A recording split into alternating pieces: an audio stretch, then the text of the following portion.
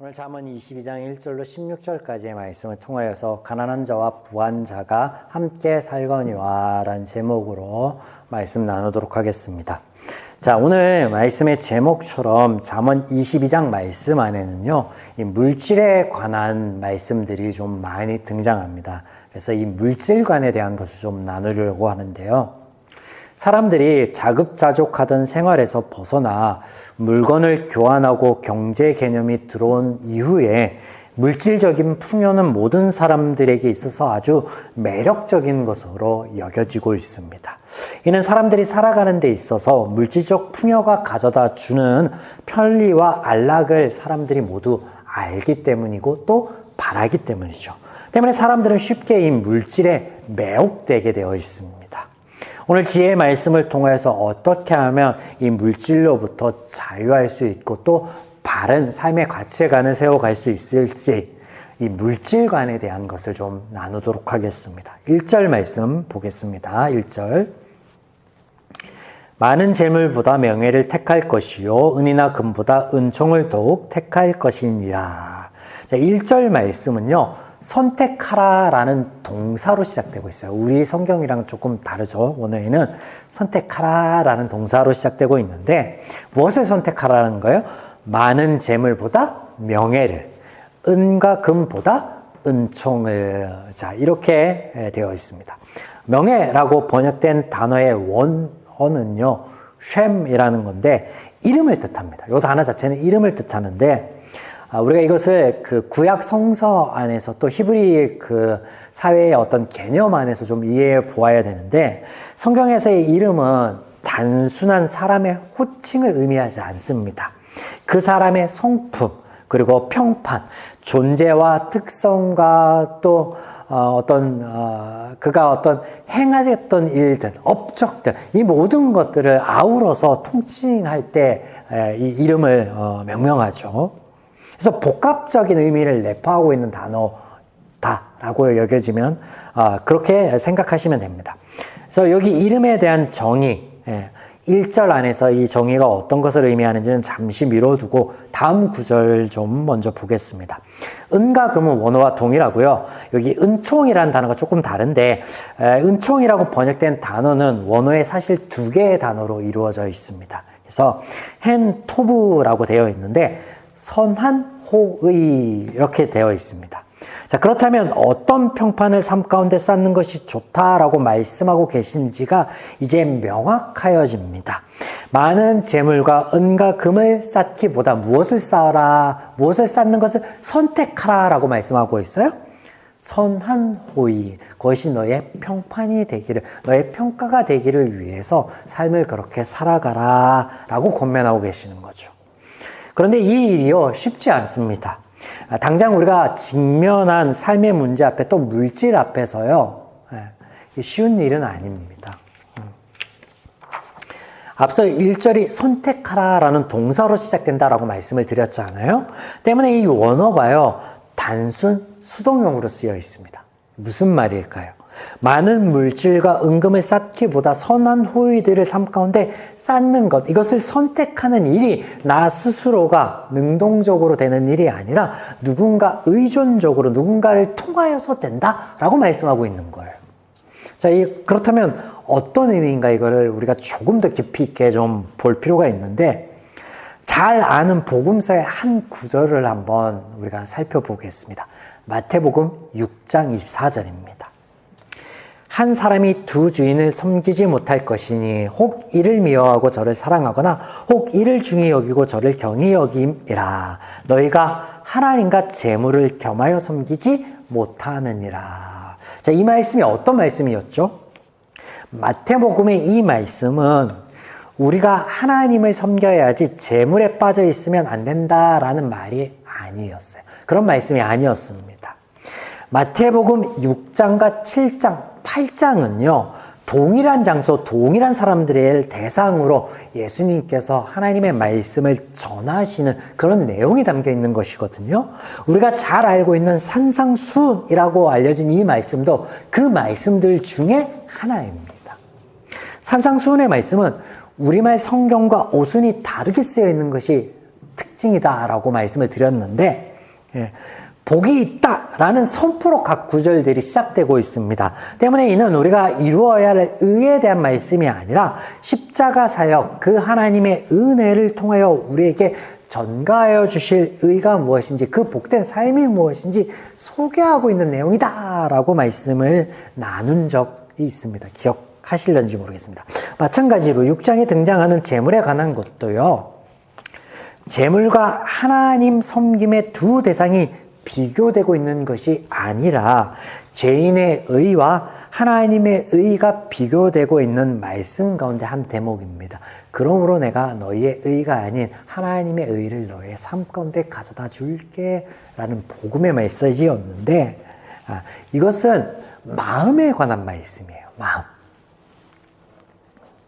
사람에게 보이려고 그들 앞에서 너의 의를 행하지 않도록 주의하라 라는 6장 1절의 이 말씀을 시작으로 예수님이 어떤 말씀을 하시냐면, 외식의 여러 모양들에 대해서 말씀하시고, 또 너희 구제나 기도가 그렇게 타인에게 보이려는 숨은 의도가 숨어있는 그런 외식이 아닌 진실함이어야 된다 라는 말씀을 하시는데, 그 말씀 중에 이 24절 9절이 등장하는 거예요.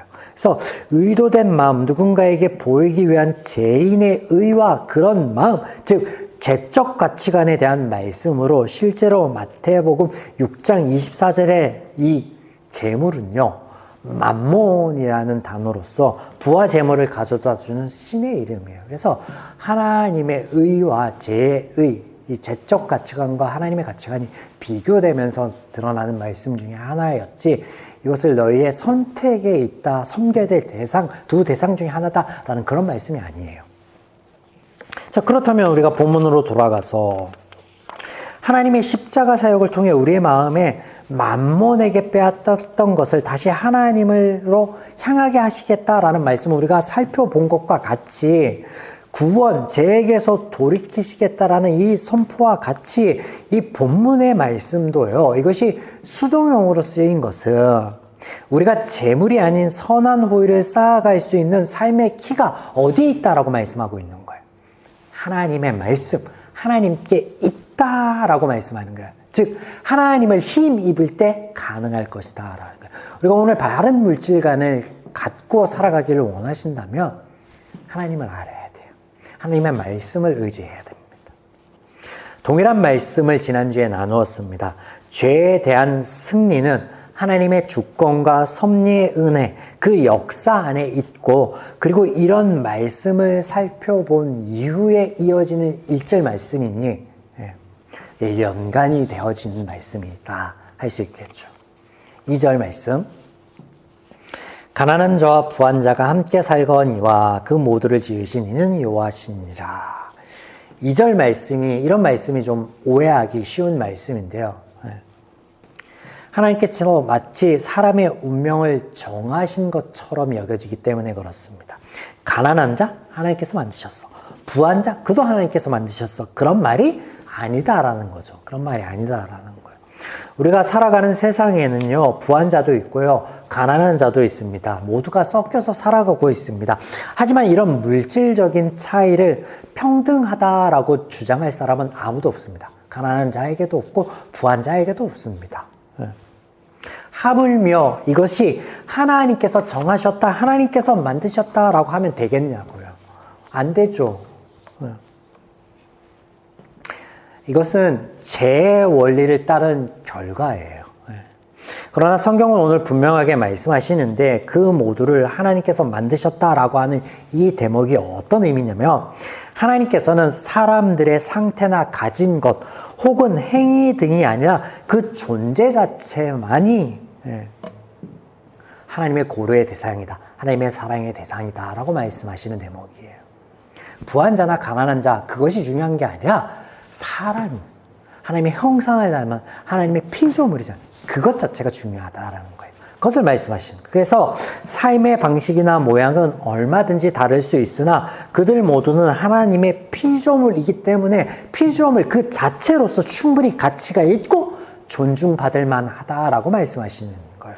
이것을 앞에 1절 말씀과 우리가 연관지어 보면요, 이렇게 이해해 볼 수 있겠죠. 선한 호의는요, 가난한 자이든 부한 자이든 그것과 상관없이 우리가 베풀 대상이 있다면, 내가 베풀 수 있는 힘과 여건과 마음이 있다면 행하라 라는 말씀인 거예요. 자, 우리가 성경을 보면서 하나님이 가난한 자나 혹은 사회적인 약체로서 여겨지는 고아나 혹은 가부를 돌보라는 말씀이 많이 있는데, 그리고 부자에 대해서 조금 이렇게 부정적인 말씀들이 많이 있는데, 부자는 멀리하고 가난한 자는 또 연약한 자는 가까이 하라는 그런 말씀이 아닌 거죠. 이 말씀 안에서는. 그럼 뭐예요? 마음의 문제예요. 마음의 문제. 그리고 부한 자가 가난한 자를 학대하는 그런 류의 것을 금하는 거예요. 오늘 말씀에서도 우리가 역시 살펴볼 수 있습니다. 4절 말씀 보겠습니다. 겸손과 여호와를 경외함의 보상은 재물과 영광과 생명이니라.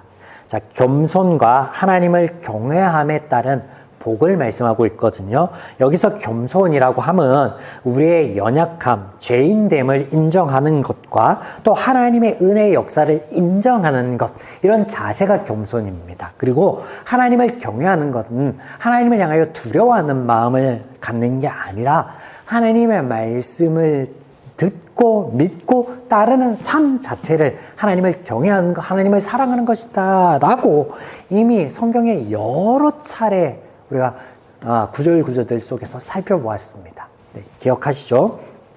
그래서 이런 겸손과 하나님의 경외함에 보응이 있다라는 말씀이 이어지는데, 보응이라는 이 단어의 원 의미는 뭐냐면 발 뒤꿈치를 잡다라는 거예요. 이게 어디서 들어본 건데? 어디서 들어봤죠? 창세기에서 들어봤잖아요.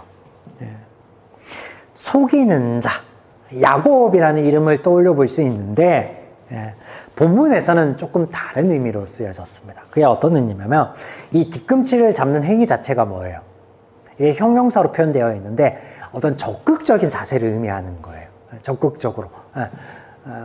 맞이가 되기 위해서, 차남이 아니라 맞이가 되기 위해서 적극적으로 이렇게 잡고 이렇게 막 이렇게 끌어당겼던 어떤 그 태 속의 아기 야곱의 모습처럼, 그래서 적극적으로 겸손의 자세를 취하는 것, 적극적으로 하나님의 말씀을 따르는 삶, 하나님을 경외하는 삶을 취하기 위해서 어떻게 노력하고 뭔가 하려고 하고자 하는 그런 자세를 의미하는 거예요. 그때 뭐가 있다고요?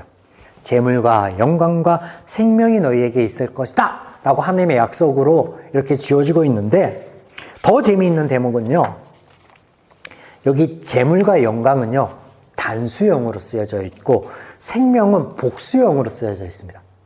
우리가 삶 가운데는 반대입니다. 생명은 하나예요. 여러 개가 아니에요. 그런데 영광은 여러 차례 있을 수 있죠. 재물은 단수일 수가 없잖아요. 왜 이렇게 의도적으로 쓰여 있을까요? 하나님의 말씀을 따라 사는 삶 가운데요, 우리가 부할 수도 있어요. 재물을 얻을 수도 있고 영광을 얻을 수도 있습니다. 그런데 그것보다 더 중요한 게 생명이다라고 이 생명 자체를 강조하고 있는 거예요, 성경 말씀은. 그런데 우리가 잠언 말씀을 통해서 쭉 살펴보았듯 이 생명은요, 단순히 살아있음 자체를 의미하는 게 아니라 평안이라는 삶 자체를 의미하는 것으로 우리가 알 수 있죠. 하나님과 이웃과의 관계 안에 있는 평안, 마음의 평안, 굴곡 있는 삶일진데 요동함이 없는 지혜의 평안 등 우리가 살펴보았던 이 평안을 떠올려 보십시오. 그것이 중요하고 이것이 하나님의 실질적인 약속이다라고 말씀하고 있습니다. 하나님께서는 우리가 부하게 되는 것보다, 명예를 얻는 것보다 삶 가운데 또 관계 가운데 이 평안을 지키기를 더 원하십니다. 잠언 말씀 중에 반복되는 대목을 오늘도 확인해야 봅니다. 자, 7절과 8절은 같이 보겠습니다. 7절, 부자는 가난한 자를 주관하고 빚진 자는 채주의 종이 되느니라. 9절입니다. 선한 눈을 가진 자는 복을 받으리니 이는 양식을 가난한 자에게 줌이니라. 두 구절 모두 결과를 말씀하고 있는데, 7절 말씀은 쉬운 성경으로 한번 더 읽어드리겠습니다. 부자는 가난한 자를 다스리고 빚진 자는 꾸어준 자의 종이 된다. 창조주이신 하나님께서는요, 피조물인 우리를 종 삼지 않습니다. 그러나 부자이고 싶고 더 많은 것들을 누리고 싶고 더 많은 것들을 가지고 싶은 사람들, 죄인 안에서의 이익을 위해서라면요, 능히 다스리는 자가 되고 빚진 자를 종 삼는 일이 허다하게 일어난다라는 것을 경계의 말씀으로 세상의 이치를 우리에게 보여줌을 통하여서 우리가 부한 자가 됐을 때, 그런 위치가 되었을 때 우리는 경계해야 된다. 하나님이 너를 그렇게 하지 않듯 너 또한 하나님과의 관계 안에 교훈을 얻어 그를 섬김의 대상으로 생각하고 너가 부함으로 그를 도움에 줄 수 있는, 앞서 1절에서 뭐라고 했어요? 선한 어떤 것들을 베풀 대상으로 여겨야 되지, 너의 이익을 위한 도구로 삼으면 안 된다 라는 경계의 말씀을 하고 계시는 거죠. 자, 1절 말씀과 일맥상통한 말씀인 것입니다. 9절, 앞서 언급드린 선한 호의의 구체적인 모습이죠. 1절에서 말씀하신 선한 호의의 구체적인 모습으로 가난한 자를 위해 양식을 나누어 주는 것, 이것은 선한 눈을 가진 사람이다. 어떨 때? 7절 말씀과 이것이 연관되어서 너의 이익이 보일지라도 그 이익을 어떻게? 포기하고라도 그를 도울 수 있는 넉넉함이 너에게 있으면 좋겠어. 이런 하나님의 마음이 너에게 있었으면 좋겠어 라는 우리의 물질관을 제시하는 이런 말씀인 것이죠. 자, 그리고 이런 자가 복을 받을 것이다 라고 말씀하시는데, 이 동사는 9절에 등장하는 이 복이라는 이 동사는요, 강조 수동형으로 쓰여 있습니다. 앞서도 수동형인데 이거는 강조형으로 쓰여 있어요. 뭐야? 강조하고 있다라는 거예요. 복이 하나님으로부터 오는 것이고 수동형으로 쓰여져 있으니까. 그리고 이게 강조되고 있는데, 이 복이라는 단어가요, 창세기 1장에 등장하는 그 단어입니다. 바라크, 무릎 꿇다, 경계하다, 높이다.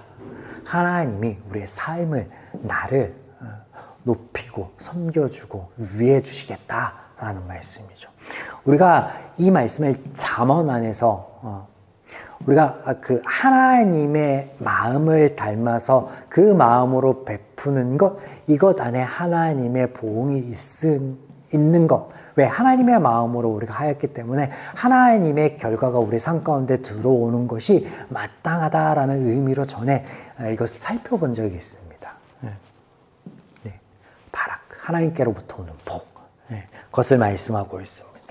16절, 이익을 얻으려고 가난한 자를 학대하는 자와 부자에게 주는 자는 가난해질 뿐이라.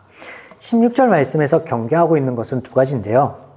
자신의 이익을 위해 가난한 자를 학대하는 것, 앞서 살펴본 것과 마찬가지죠. 또 부자에게 아첨하는 것, 뇌물 주는 것을 말합니다. 원어에서 부자에게는 무엇을 주고 또 왜 주는지 구체적인 정보는 찾아볼 수 없으나, 그러나 생략된 이 목적어를 앞단이 개인의 영달을 위해 가난한 자를 핍박하는 것 안에서 우리가 이해해 볼 수 있는데, 그것은 무엇이냐면 나보다 더 많이 가진 자, 더 부한 자, 더 높은 위치에 있는 자에게 무언가를 바라며 무언가를 얻기 위해서 그에게 행하는 다양한 모양의 것들을 다 통칭한다 라고 볼 수 있는 거죠. 뇌물이 될 수 있고 아첨이 될 수 있고 그런 것들. 자, 그러나 이 두 부류의 행위의 결과는 하나이다. 그걸 말씀하여 주는데 뭐라고 말씀하고 있습니까? 16절, 가난하여질 뿐이다. 자, 우리말 성경에는 이렇게 번역하고 있지만, 부자가 재산을 다 잃어버리고 가난한 사람이 될 것이다, 부자에게 무엇인가 바라는 사람도 마찬가지 그렇게 될 것이다, 그런 말이 아니에요. 실질적으로 우리의 삶 가운데서도요, 부자는 여전히 부자예요. 여전히 어려움에 취한 사람들을 안 돌보기, 물론 그렇지 않은 사람들도 있습니다. 많은 선한 사람들도 있어요. 근데 부자는 망하여도 3대가 간다라는 말도 있잖아요. 그런 말이 아닙니다. 이 말이 뭐냐면요, 이 단어 자체는요, 결핍을 의미하는 단어예요. 결핍하여진다라는 거예요. 결핍하여진다. 물질을 쌓고 뇌물로 무언가를 얻어보려고 하지만 삶 가운데 여전히 뭐가 있다라는 거예요. 결핍이 있다라는 거예요. 결핍이 있다라는 거예요. 끊임없이 채우고 쌓아도 여전히 부족하며 여전히 허전한 그 무엇. 빌 게이츠가 하는 유명한 말이 있어요. 얼마나 더 많은 부를 쌓으면 만족하시겠습니까? 했더니 내 주머니에 1센트짜리 동전 하나가 더 채워질 때까지 나는 멈추지 않을 것입니다. 만족하지 않을 것입니다. 했던 것처럼 만족함이 없는 거예요. 그 삶이 여전히 허전하고 그 삶이 여전히 부족한 거예요. 이런 삶에는요, 평안이 없는 거죠. 평안이 없는 거예요. 자, 그래서 잠언에서 계속해서 반복되는 말씀이 있습니다. 다툼이 있는 여자와 엄청난 의리한 집에서 사는 것보다 평안이 있는 관계 안에서 움막에서 사는 것이 더 너희에게 이롭고 더 좋은 삶이라고요. 자, 오늘 이렇게 살펴본 물질에 관한 말씀들에는요, 공통점이 있습니다. 바로 쌓는 것보다 어떻게 소비할 것인가에 집중되어져 있습니다. 하나님의 말씀이. 그렇습니다. 물질이 많고 적음에 관심을 두기보다 우리의 오늘 그리스도인들의 물질과는 그것을 어떻게 사용할까? 어떻게 사용할까? 그 지혜가 필요하다. 그 지혜를 쌓는 저와 여러분 되기를 축원드립니다. 자, 끝으로 26절과 27절을 물질과 관련해서 좀 보고 마무리 짓도록 하겠습니다. 너는 사람과 더불어 손을 잡지 말며 남의 빚에 보증을 서지 말라. 만일 갚을 것이 내게 없으면 내 눈 침상도 빼앗길 것이라. 내가 어찌 그리하겠느냐. 간단합니다. 의미는 무엇이에요? 보증 서지 말라고요. 보증 서지 말라고요. 이 말씀에는 조건이 없습니다. 내가 부자이든 혹은 가난한 자이든 그 보증 설 대상이 가까운 사람이든 가족이든 그런 조건이 없다고요. 그냥 이 말이 명령어가 아니라 부정어로 쓰였어요. 하면 안 된다. 하는 것이 아니다라고요. 아니다. 부정어. 어떠한 경우에도 금한다라는 말씀이에요. 결과는 너무 뻔합니다. 보증을 서는 사람이나 보증설 대상이나 모두가 삶이 망가질 것이다 라는 거예요. 27절에는 침상도 빼앗긴다라고 쓰여 있죠. 이 단어가 단순히 눕는 침상을 의미하기도 하지만 또 다른 의미로는 관이라는 의미가 있어요. 그 말은 뭐예요? 너가 죽어서도 편치 못할 것이다 라는 거예요. 그 어려움이 너 다음 때 또 이어질 수도 있다는 게 철저하게 삶이 망가진다라는 거예요. 그래서 경계하고 있다라는 거죠. 그러니까 물질 간에 오늘 말씀 가운데 살펴보아서 이것을 좀 더불어서 살펴보면 좋을 것 같아서 나누었습니다. 사랑하는 여러분, 오늘 나눈 말씀 안에 우리가 어떻게 쌓을까가 아니라 어떻게 하나님의 말씀 안에 하나님의 가치관 안에 이것을 바로 사용할까를 고민하여 하나님 안에 있는 평안과 복을 누리며 잃지 않는 삶을 살아가는 바른 물질관을 가진 그리스도인이기를 간절히 축원드립니다.